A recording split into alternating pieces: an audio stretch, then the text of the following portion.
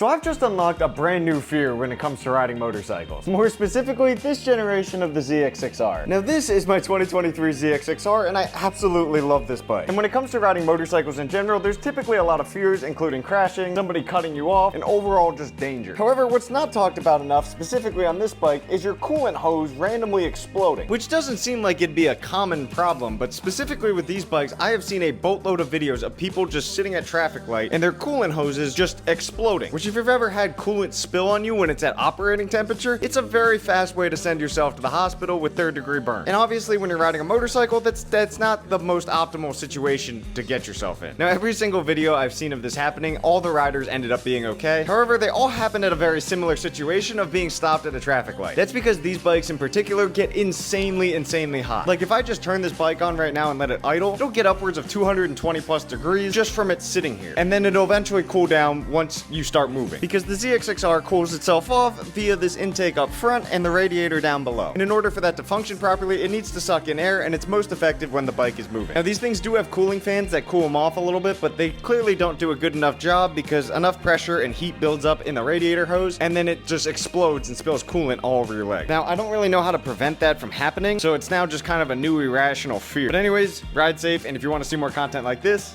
follow me.